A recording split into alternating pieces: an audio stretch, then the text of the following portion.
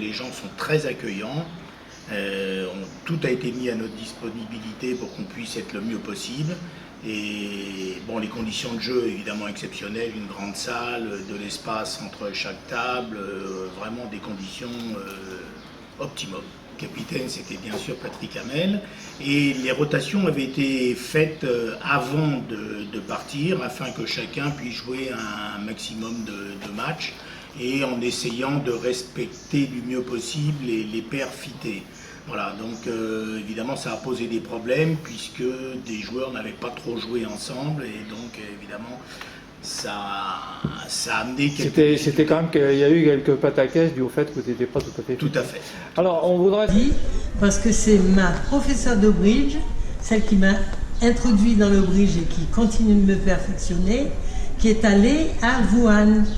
Et donc j'ai suivi ses résultats, j'ai trouvé qu'ils avaient fait une performance et puis que pour le reste, ça a été très dur. Hein. Alors, premièrement, ce qu'il faut dire, c'est que toutes les paires qui arrivent, elles arrivent en général au moins 10 minutes avant le début du tournoi, qu'elles donnent à notre disposition leur feuille de convention et qu'on peut poser des tas de questions avant de commencer à jouer. Donc c'est très positif.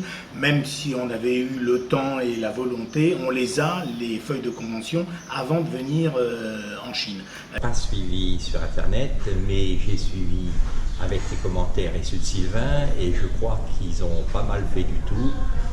Ils ont affronté des équipes redoutables, des champions du monde, des professionnels. C'est ce match contre la France. Alors moi je ne l'ai pas joué, hein, donc c'est ma paire Denise a joué avec Christian Giraud et moi je n'ai pas joué. Donc je l'ai vu un petit peu de loin parce qu'en même temps il y avait malheureusement une demi-finale de championnat du monde de basket et j'ai préféré aller voir le basket plutôt que d'attendre. Voilà. Un match nul contre l'Angleterre qui finalement a fini deuxième au championnat du monde.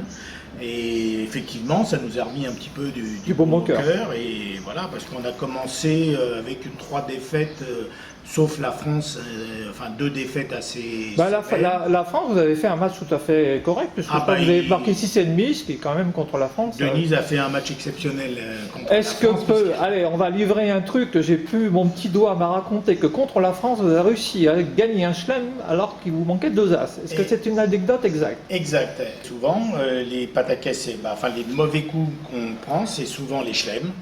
Hein, appeler alors qu'il ne faudrait pas ou pas appeler alors qu'il faudrait, et puis effectivement des pataquès d'enchères, bon, certains dus évidemment au manque d'uniformité des paires, mais d'autres, bon, il faut dire aussi que les systèmes adverses des fois conduisent à vous mettre la pression. À nous mettre la pression. On n'a pas l'habitude et on peut se planter dans les enchères assez facilement quand l'adversaire vous met la pression, parce que vous n'êtes pas forcément habitué. Il faut savoir que quand on faisait les enchères, on était rarement tranquille.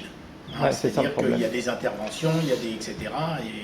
Bon, alors j'étais un peu au courant qu'il y avait des bridgeurs qui allaient en Chine, mais j'ai pas trop suivi ce qui se passait. T'as pas trop place. Le premier regret, c'est que la France n'ait pas fait 20-0 contre la Nouvelle-Zélande.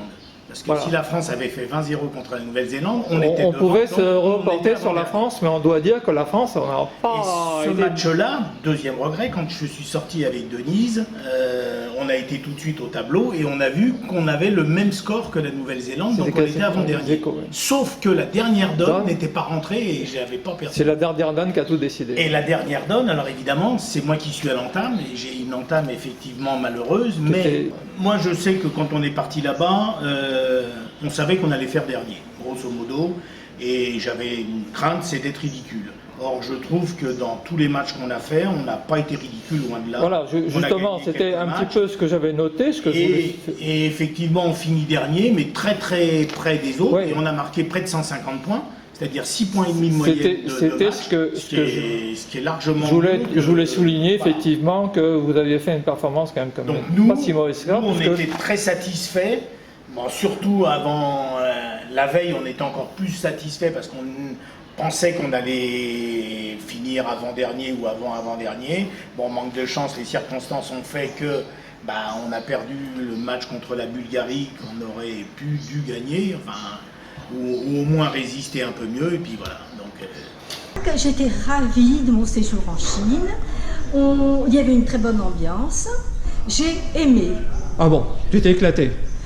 J'ai aimé. Eh ben écoute, Ce qui était très agréable, c'est que très souvent on croisait des joueurs de l'équipe de France et qu'on leur parlait, notamment ceux qui étaient dans notre poule, puisque notamment quand on a battu la Turquie, les Français sont venus nous voir en nous félicitant parce que ça leur ça les arrangeait. une grosse Vous avez, efficacité. vous avez travaillé pour eux, eux n'ont pas Exactement. beaucoup travaillé pour vous. Si, en fait, quand ouais. même.